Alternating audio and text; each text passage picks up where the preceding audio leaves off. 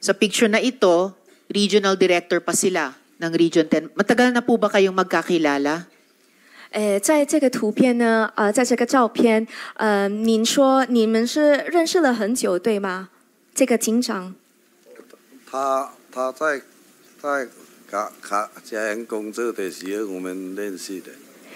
Yes, when he was still in Cagayan as the director, we know each other. And Mr. Yang, alam nyo ba, meron kayong warrant of arrest mula sa China para sa fraud? 请问杨先生，您是否知道，您从中国有这个逮捕令，就是为了这个欺诈的这个案件有逮捕令？我不知道。I am not aware. You're not aware.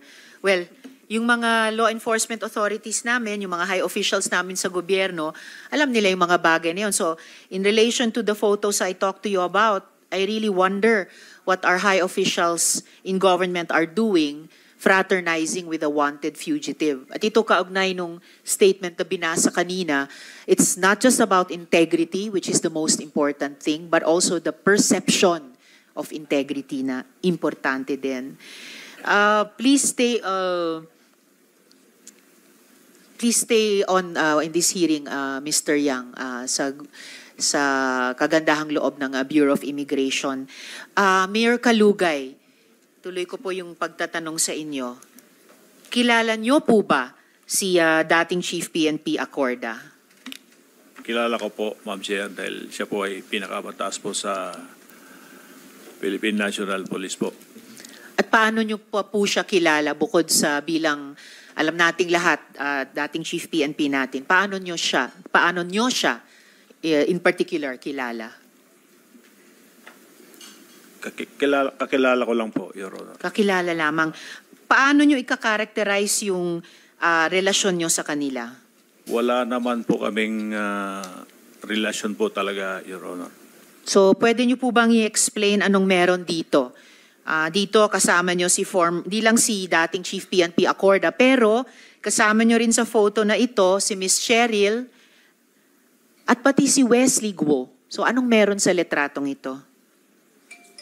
Namasyal po kami dyan, Your Honor, dahil siya po ay dating Chief of Police po ng SWAL, Ma'am Chair. Sino po ang dating Chief of Police? Si General Acorda po. Sa SWAL? Opo, Ma'am Chair.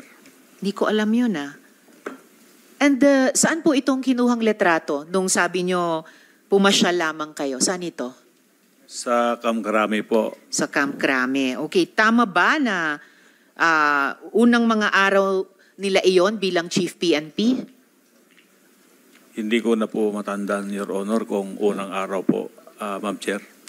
Pero pumasyal kayo noong mga araw na iyon? Opo. Bakit sa pasyal nyo, kasama nyo si Wesley Guo? Sumama po, Your Honor.